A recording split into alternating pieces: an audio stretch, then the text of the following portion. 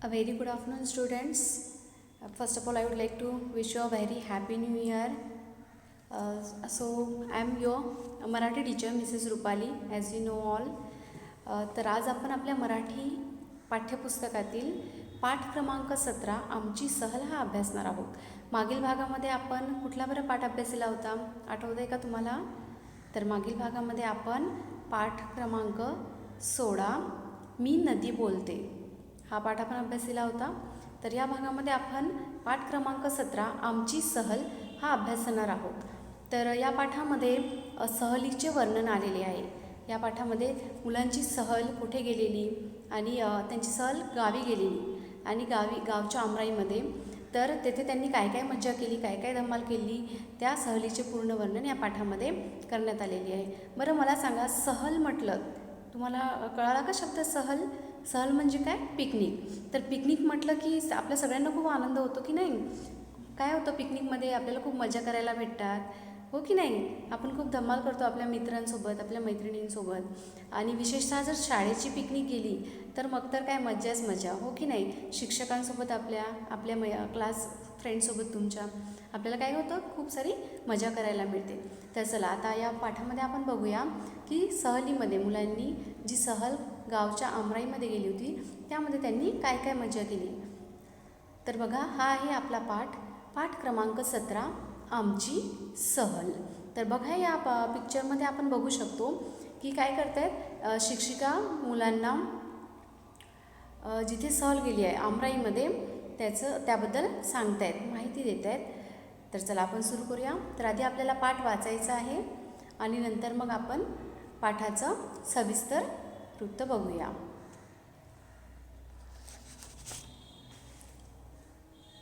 तर बघा, पाठ क्रमांक 17 आमची सहल. आमची सहल गावाच्या आमराईमध्ये गेली होती. सहलीला वर्गातील सर्व मुली आल्या होत्या. बाईंनी सगळ्यांना जेवणाचे डबे व पाण्याच्या बाटल्या आणायला सांगितले होते. चित्रकलेचे साहित्यही बरोबर घ्यायला सांगितले होते. आम्ही आमराईकडे निघालो. रस्त्यावर वेगवेगळ्या आकारांची वेगवेगळ्या प्रकारची झाडे होती. झाडांची दाट सावली रस्त्यावर पडली होती. आम्ही रमत-गमत झाडाचे निरीक्षण करत चाललो होतो. रस्त्याने जाताना बाईंनी विविध झाडांची माहिती सांगितली. तर आधी आपण एवढं बघूया. तर बघा, सहल कुठे गेली होती? गावाच्या आमराईमध्ये. आता आमराई म्हणजे काय? आम म्हणजे काय? हिंदीमध्ये बघा आंब्याला काय म्हणतात?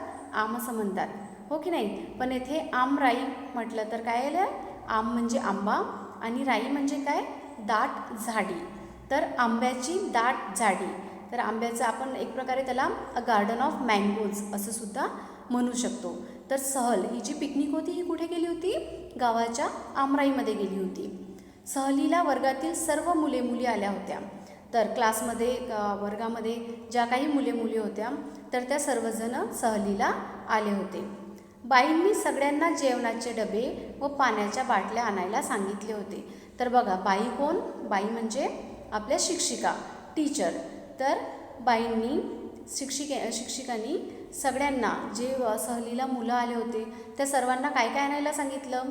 जेवणाचे डबे, पाण्याच्या बाटल्या हे सर्व आणायला सांगितलं होतं. आणि त्यांच्यासोबतच चित्रकलेचं साहित्य, चित्रकलेचं साहित्य ड्रॉइंग किट. ठीक आहे, ड्रॉइंग किट जे आपलं चित्रकलेचं साहित्य होतं, जसं पेपर, स्केच पेन्स, पेन्सिल्स, तुमचे कलर पेन्स, हे सगळं त्यांनी आणायला सांगितलं होतं. तर बघा, जेव्हा आपण पिकनिकला जातो, आपल्या शाळेची पण सहल जाते, माहिती आहे ना तुम्हाला? तर जेव्हा आपण सहलीला जातो, पिकनिकला जातो, तेव्हा आपल्याला काही इन्स्ट्रक्शन दिल्या जातात, हो की नाही? मग आपण सोबत काय घेतो? ब्रेकफास्ट वगैरे घेतो, काही गाडीमध्ये खायला घेतो. त्यानंतर आपल्यासोबत पाण्याची बॉटल असतं, आपली वॉटर बॉटल असतं. आणि मोस्टली आपली पिकनिक कुठे गेली होती तुम्हाला माहिती आहे का? वॉटर किंगडमला, हो की नाही? वॉटर रिसॉर्टला गेलेली. तर तिथे तुम्हाला काय काय सांगतात आणायला? सोबत एक्स्ट्रा तुमचे जे कपड्यांचा सेट आहे तो सुद्धा तुम्हाला आणायला सांगतात. सोबत तुम्हाला खायला काहीतरी, पाण्याची बॉटल, असं सगळं आपल्याला आणायला सांगतात. तर येथे सुद्धा त्याच्या शिक्षिका होत्या, त्याच्या बाई होत्या. त्यांनी काय केलं? त्यांनी त्यांच्या मुलांना सोबत जेवणाचे डबे, पाण्याच्या बाटल्या आणि चित्रकलेचं साहित्य, ड्रॉइंग किट हे सुद्धा आणायला सांगितलं होतं. तर चला पुढे बघूया आपण. तर ही बघा, ही आहे, दिसते का तुम्हाला चित्रामध्ये, ही आहे आमराई, आंब्याच्या झाडांची बाग, जेथे आपल्याला काय दिसणार, फक्त आंब्याची झाडे दिसणार. तर पुढचा आपण पॅरेग्राफ बघूया. पुढच्या पॅरेग्राफमध्ये काय दिलं आहे बघा. आम्ही आमराईमध्ये निघालो. रस्त्यावर वेगवेगळ्या आकारांची, वेगवेगळ्या प्रकारची झाडे होती. झाडांची दाट सावली रस्त्यावर पडली होती. आम्ही रमतगमत झाडांचे निरीक्षण करत चाललो होतो. रस्त्याने जाताना बाईंनी विविध झाडांची माहिती सांगितली. तर बघा, ते आमराईच्या रस्त्याने निघाल्यानंतर आमराईच्या बागेमध्ये पोहोचले आणि रस्त्यावर जेव्हा आमराईच्या बागेमध्ये जाताना, त्या रस्त्यांनी जाताना त्यांना काय काय दिसलं, रस्त्यावर वेगवेगळ्या आकारांची, वेगवेगळ्या प्रकारची झाडे होती. आता बघा, ती जी झाडे होती ती एकाच प्रकारची होती का, नाही. तसं तर आपण म्हणू शकतो की आंब्याचं झाड तर सारखंच असणार ना, पण नाही. तुम्हाला माहीत आहे की आंब्यामध्ये पण वेगवेगळे प्रकार असतात. हापूस आंबा, रत्नागिरी आंबा, कोकणी, बरोबर की नाही, असे वेगवेगळे प्रकार असतात. त्यामुळे मग झाडांमध्ये सुद्धा थोडाफार फरक असेलच. तर रस्त्यावर ही जी वेगवेगळ्या आकारांची, काही झाडे वेगवेगळ्या आकारांची म्हणजे काय, काही झाडं मोठी, म्हणजे काही झाडांच्या फांद्या खूप वाढलेल्या होत्या, आजूबाजूला पसरलेल्या होत्या, तर काही आकाराने छोटी झाडे होती. तर त्या झाडांची जी सावली होती ती रस्त्यावर पडली होती. तुम्ही जर बघा, तुम्ही कोकणामध्ये म्हणा किंवा आपण अशा काही ठिकाणी जातो, रस्त्यावरून जाताना जिथे झाडांची दाट गर्दी असते, जिथे झाडं दाट असतात, आजूबाजूला रस्त्याच्या दोन्ही कडेला झाडं असतात आणि त्यांची जी सावली आहे ती रस्त्यावरती पडते. किती सुंदर वाटतं ना ते बघायला आपल्याला. तर येथे सुद्धा आमराईमध्ये काय झालं होतं, ही जी झाडे होती, जी एका रांगेमध्ये होती, रस्त्याच्या दोन्ही कडेला जी आंब्याची झाडे होती, तर ह्या झाडांची जी सावली होती ती रस्त्यावर पडली होती. आणि ही जी मुले होती ही रमतगमत झाडांचे निरीक्षण करत. आता रमतगमत म्हणजे काय, आपण रस्त्याने चालतो, तर तेव्हा तुम्ही जेव्हा रस्त्याने जाता तेव्हा तुम्ही शांततेने चालता का, सांगा बरं मला, शांततेने जाता का तुम्ही, नाही. आपण काय करतो, रस्त्याने मजा करत जातो की नाही, हो, रस्त्याने आजूबाजूला बघत जातो, आनंदाने उड्या मारत वगैरे जातो. तर ही सुद्धा मुले सहलीला गेल्यानंतर त्या झाडांची, त्या रस्त्याचे निरीक्षण करत, रमतगमत, निरीक्षण म्हणजे काय, ऑब्झर्वेशन, आजूबाजूला लक्षपूर्वक बघत चालले होते. रस्त्याने जाताना बाईंनी विविध झाडांची माहिती सांगितली. तर रस्त्यांनी जाताना जी काही झाडे ते बघत जात होते त्या झाडांची माहिती त्यांना त्यांच्या शिक्षिका देत होत्या. तर पुढे बघूया. आमराईमध्ये आम्ही सकाळी 11 वाजता पोहोचलो. तेथे आंब्याची खूप झाडे होती. ती ओढीने लावलेली होती. मी बाईंना विचारले, बाई, याला आमराई का म्हणायचे? बाई म्हणाल्या, राई म्हणजे दाट झाडी, जिथे आंब्याची अनेक झाडे लावून ती जोपासलेली असतात, त्याला आमराई असे म्हणतात. तर बघा, किती वाजता पोहोचले ते आमराईमध्ये? ते आमराईमध्ये सकाळी 11 वाजता पोहोचले. आमराईमध्ये आम्ही सकाळी 11 वाजता पोहोचलो. तेथे गेल्यावर त्यांनी काय बघितलं? तेथे गेल्यावर त्यांना आंब्याची खूप सारी झाडे दिसली. ती ओढीने लावली होती. ओढीने म्हणजे काय? एका रांगेमध्ये, एका रोमध्ये. तर ती झाडे ओढीने, रोमध्ये, इनर रो, ओढीने लावलेली होती, रांगेमध्ये लावलेली होती.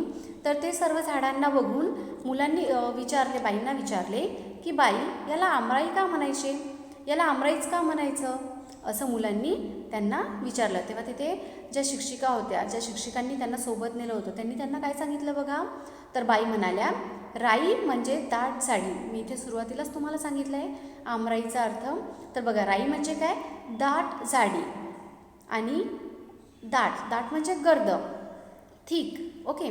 तर राई म्हणजे दाट झाडी, जिथे आंब्याची अनेक झाडे लावून ती जोपासलेली असतात, त्याला आमराई असे म्हणतात. तर बघा, त्याला आमराई का म्हणायचे? कारण तिथे कुठली झाडे होती? आंब्याची. तर जिथे आंब्याची अनेक झाडे, एकच नाही तर एकापेक्षा जास्त, अनेक झाडे लावून ती जोपासलेली असतात. जोपासलेली म्हणजेच काय? त्यांची छान प्रकारे काळजी घेतलेली असते. तर ही झाडे जी लावून आंब्याची जी झाडे, अनेक झाडे लावून जी जोपासली असतात, त्याला काय म्हणतात? आमराई असे म्हणतात. तर कळालं का तुम्हाला आमराई इथे आमराई कशाला म्हटलं आहे? तर हे तुम्हाला लक्षात ठेवायचं आहे. आपल्याला स्वाध्यायामध्ये सुद्धा हा प्रश्न विचारलेला आहे की राई म्हणजे काय, आमराई म्हणजे काय? तर बघा, राई म्हणजे काय? दाट झाडी. आणि आमराई म्हणजे काय? जिथे आंब्याची अनेक झाडे लावून त्यांची काळजी घेतली जाते, जी झाडे जोपासले जाते, त्यालाच काय म्हणतात? आमराई असे म्हणतात. तर आपण पुढचा पॅराग्राफ बघूया. तर आमराईमध्ये गेल्यावर जेव्हा शिक्षकांनी त्यांना सांगितलं याला आमराईच का म्हणतात, तर पुढे त्यांनी काय बघितलं, तेथे आमराईमध्ये पोपट, कोकिळ, चिमण्या, कावळे, साळुंक्या असे कितीतरी पक्षी झाडांवर बसले होते. त्यांचा किलबिलाट चालला होता. पक्षी आनंदाने उडत होते. आम्हीही आनंदाने बागडत होतो. आम्ही लपाछपी, शिवणापाणी, ऊन सावली असे खेळ खेळलो. वाऱ्याने पडलेल्या कैऱ्या गोळा केल्या. सगळ्या कैऱ्यांचा चट्टामट्टा केला. आम्ही सहभोजन केले. तर बघा, आमराईमध्ये त्यांना आंब्याच्या झाडांव्यतिरिक्त आणखी काय काय बघायला मिळालं. तर बघा, आंब्याचे जी झाडं होती त्या झाडांवर त्यांना विविध प्रकारचे पक्षी बसलेले त्यांना बघायला मिळाले. तर कोणते कोणते बरं पक्षी बसले होते आंब्याच्या झाडावरती. तर बघा, आंब्याच्या झाडावरती पोपट, त्यानंतर पॅरट, ठीक आहे, पोपट, पॅरट, त्यानंतर कोकिळ, कुक्कू बर्ड, चिमण्या, कावळे आणि साळुंक्या, हे सगळे काय आहेत, हे सगळे विविध प्रकारचे पक्षी आहेत. तर असे कितीतरी पक्षी त्यांना तेथे आंब्याच्या झाडावरती बसलेले दिसले होते. आणि त्या पक्ष्यांचा तेथे काय सुरू होता, किलबिलाट सुरू होता. त्या पक्ष्यांचा तिथे काय सुरू होता, किलबिलाट. किलबिलाट म्हणजे काय, पक्ष्यांचा आवाज. तर या सर्व पक्ष्यांचा आवाज तेथे चालला होता, त्यांचा किलबिलाट तेथे सुरू होता. पक्षी आनंदाने उडत होते. पक्षी आनंदाने या झाडावरून त्या झाडावर, एका झाडावरून दुसऱ्या झाडावर असे काय करत होते, उडत होते. आणि त्यांना बघून ही मुलंसुद्धा काय करत होती, आनंदाने तेथे बागडत होती. म्हणजे बागडणे म्हणजे काय, फिरणे. तर हॅपीली, आनंदाने ते काय करत होते, तेथे बागडत होते. They were roaming happily. तर ते सगळीकडे आनंदाने तेथे बागडत होती.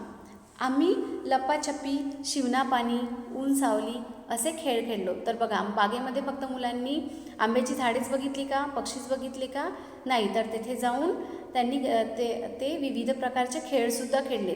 तुम्हाला माहीत आहे हे खेळ जे तुम्ही लहानपणी आतासुद्धा खेळत असतात ना, हो की नाही, सुट्यांमध्ये खेळतात की नाही हे खेळ. लप्पाछप्पी, ज्याला आपण हाईड अँड सीक म्हणतो, हो की नाही. शिवणापाणी, ज्याला आपण पकडापकडी असे म्हणतो. आणि ऊन सावली असे विविध प्रकारचे, हा सुद्धा एक खेळाचा प्रकार आहे. तर असे विविध प्रकारचे खेळ ही जी सर्व मुले शाळेतील वर्गातील तेथे खेळत होती. आणि यासोबतच ती काय करत होती, वाऱ्याने पडलेल्या कैऱ्या त्यांनी गोळा केल्या आणि सगळ्या कैऱ्यांचा चट्टामट्टा केला. आम्ही सहभोजन केले. तर बघा, वाऱ्याने हवा आली, जोराचा वारा आला की काय होतं, झाडावरचं जे फळ असतं ते खाली पडतं त्या जोराच्या वाऱ्याने. तर तिथे सुद्धा काय झालं होतं, जोराचा जो वारा होता त्या वाऱ्याने झाडावरच्या ज्या कैऱ्या होत्या त्या खाली पडल्या होत्या. कैऱ्या म्हणजे काय माहीत आहे का तुम्हाला, कैऱ्या म्हणजे काय, कच्चा आंबा. ओके, जो पिकलेला नसतो. तुम्हाला माहीत आहे पिकलेला आंबा आणि कच्चा आंबा, ठीक आहे. तर कच्चा आंबा हा जो आहे, रॉ मँगो आपण त्याला म्हणतो, ठीक आहे. तर हा जो कच्चा आंबा आहे यालाच कैऱ्या म्हणतात, ठीक आहे. कच्च्या आंब्याला काय म्हणतात, कैऱ्या म्हणतात. तर ह्या ज्या हे जे रॉ मँगोज होते या वाऱ्याने काय होत्या, कच्च्या कैऱ्या या वाऱ्याने पडल्या होत्या. आणि त्या काय केल्या, मग त्या मुलांनी ज्या कैऱ्या तिथे पडलेल्या होत्या झाडांखाली त्या सर्व कैऱ्या त्यांनी गोळा केल्या आणि त्यांचा काय केला, चट्टामट्टा केला. चट्टामट्टा म्हणजेच काय, त्या सर्व त्यांनी फिनिश केल्या, संपवून टाकल्या, म्हणजेच खाऊन टाकल्यात. आणि आम्ही सहभोजन केले. सहभोजन म्हणजे काय, एकत्रित जेवणे. तर त्यांनी सोबत सर्व मिळून जेवण केले. तर कळालं का इथपर्यंत. मुलांनी काय काय केलं, मुलांनी आधी आमराईमध्ये विविध प्रकारचे पक्षी झाडांवर बघितलेले त्यांना बघितलेत. त्यानंतर त्या पक्ष्यांचा किलबिलाट त्यांनी ऐकला. ते पक्षी काय करत होते, ते पक्षी आनंदाने एका झाडावरून दुसऱ्या झाडावर उड्या मारत होते आणि त्यांना बघून मुलंसुद्धा काय होते, आनंदाने इकडे तिकडे बागडत होते. त्यानंतर त्यांनी त्या आमराईमध्ये विविध प्रकारचे खेळ खेळले, जसे की लपाछपी, शिवणापाणी, ऊन सावली. आणि तेथे जे वाऱ्याने पडलेल्या कैऱ्या होत्या त्या कैऱ्या त्यांनी गोळा केल्या आणि त्या कैऱ्या सर्वांनी मिळून खाल्ल्या. आणि तसेच तेथे त्यांनी काय केलं, एकत्रित जेवणसुद्धा केले. तर बघा, इथे आपण या चित्रामध्ये बघू शकतो मुलांनी कशा प्रकारचे खेळ खेळले आहेत. बघा, इथे आपल्याला पहिल्या चित्रामध्ये 2 मुले झाडामागे लपलेले दिसत आहे. त्यानंतर दुसऱ्या चित्रामध्ये एका मुलामागे दुसरा मुलगा पळतो आहे त्याला पकडायला. आणि तिसरं जे चित्र आहे त्यामध्ये ऊन सावलीचा हा खेळ खेळतोय.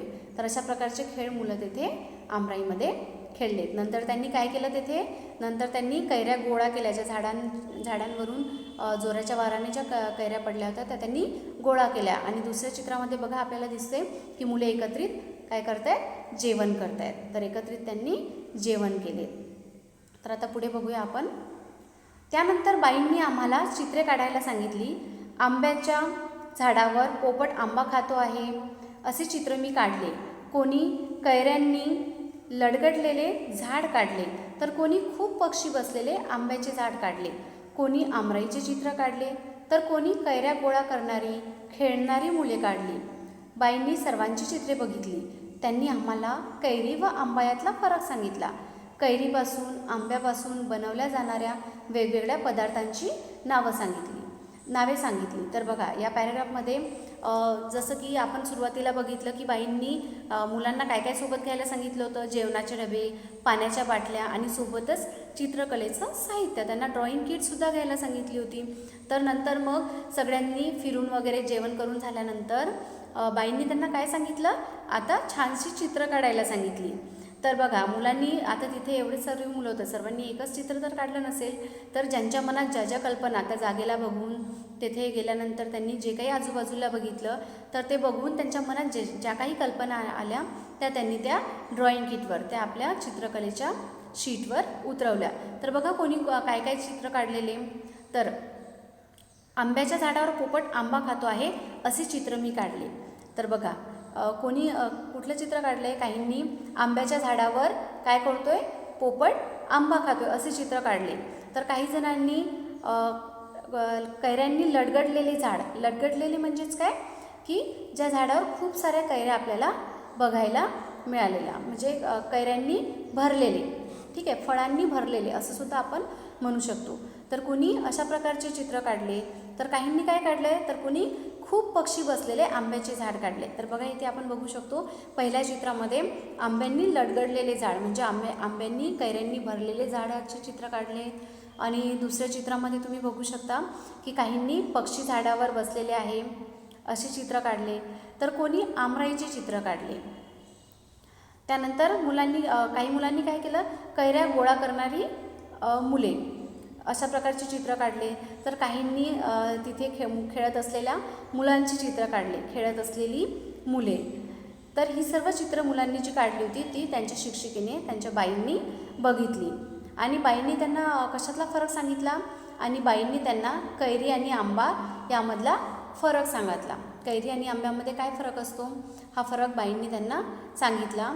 आणि तसेच कैरीपासून आणि आंब्यापासून वेगवेगळे जे पदार्थ बनतात त्या पदार्थांची नावेसुद्धा त्यांनी सांगितली. आता बघा आपल्याला माहीत आहे कच्च्या ज्या कैरी असतात, कच्चे जे आंबे असतात ज्याला आपण कैरी म्हणतात, रॉ मँगोज, तर त्यापासून काय काय बनतात आपल्यालासुद्धा माहिती आहे. लोणचं आवडतं की नाही तुम्हाला कैरीचं, हो की नाही, कैरीचं लोणचं, कच्च्या ज्याला रॉ मँगोज, ओके, कच्च्या कैरीचे लोणचे, त्यानंतर पन्हे, कैरीचं पन्हं असे पदार्थ आपण बनतो. आणि ज्यानंतर पकलेल्या म्हणजे जे झालेले आंबे असतात, पकलेले आंबे असतात, पिकलेले आंबे असतात, तर त्या आंब्याचा आपण आमरस खातो, त्यानंतर आंबावडीसुद्धा खातो, हो की नाही. तर असे वेगवेगळे पदार्थ रॉ जे कच्च्या कैऱ्या आहेत आणि आंबे आहेत यापासून बनवलेले जातात. तर शिक्षकांनी, त्या बाईंनी त्यांना अशी वेगवेगळ्या पदार्थांची नावे सांगितली.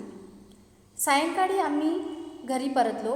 दिवसभर खेळून बागडून आणि लांबपर्यंत चालून देखील आम्ही थकलो नव्हतो. उलट आम्हाला खूप उत्साही, आनंदी व ताजेतवाने वाटत होते. तर बघा मुलांची पिकनिक आता संपत आली होती, जणू काही संपली होती. आणि ही सगळी मजा करून आता मुलं घरी जायला निघाली होती. पण घरी परतत असताना आता बघा जेव्हा आपण आपली पिकनिक आता संपते, आता जेव्हा जायची वेळ येते तेव्हा आपल्याला काय वाटतं की आणखी थोडा वेळ जर आपण इथे खेळलो तर, आणखी थोडा वेळ आपण इथे राहिलो तर, आणखी थोडा वेळ आपल्याला मजा करायला भेटेल, हो की नाही. पण जेव्हा जायची वेळ येतो तेव्हा आपल्याला थोडंसं आपण काय होतो, नाराज होतो, नर्वस होतो की अरे आता आपल्याला जायचं आहे, आता आजची पिकनिक आपली संपलेली आहे. तर ही जी मुलं होती ही जेव्हा पिकनिकवरून, जेव्हा सहलीवरून घरी परतत होते आणि दिवसभर त्यांनी तिथे केलेली जी मजा होती, दिवसभर खेळून बागडून लांबपर्यंत चालून देखील त्यांना थकवा जाणवत नव्हता, त्यांना टायर्डनेस फील होत नव्हतं. त्यांना असं वाटत होतं जणू काही आपण आताच बागेमध्ये आताच सहलीला आलो की काय. उलट आम्हाला खूप उत्साही, आनंदी व ताजेतवाने वाटत होते. तर बघा, एवढं दिवसभराचा त्यांना एवढं खेळून बागडून थकवा आलेला नव्हता. तर उलट त्यांना कसं वाटत होतं, त्यांना फ्रेश फील होत होतं.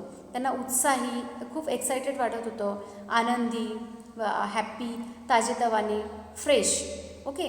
तर असं त्यांना सहलीवरून परत जाताना वाटत होतं.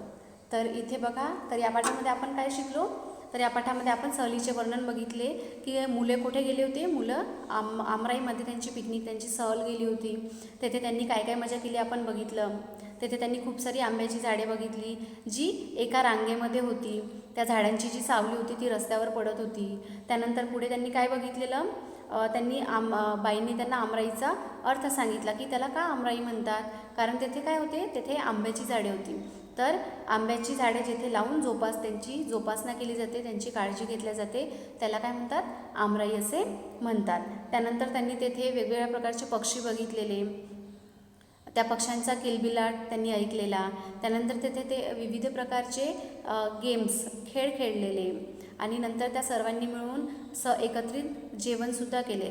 त्यानंतर त्यांनी जे आपल्यासोबत चित्र काढायसाठी जे साहित्य घेतलेलं होतं, ते साहित्य त्यांनी काय केलं, त्याचा उपयोग केला. म्हणजे बाईंनी त्यांना छानशी चित्र काढायला सांगितली. तर विविध मुलांनी वेगवेगळ्या प्रकारची चित्र काढलेली आणि अशा प्रकारे त्यांनी कैरीपासून आणि आंब्यापासून कोणकोणते पदार्थ बनविले जातात हे सुद्धा याचीसुद्धा माहिती त्यांना त्यांच्या शिक्षिकेकडून मिळालेली.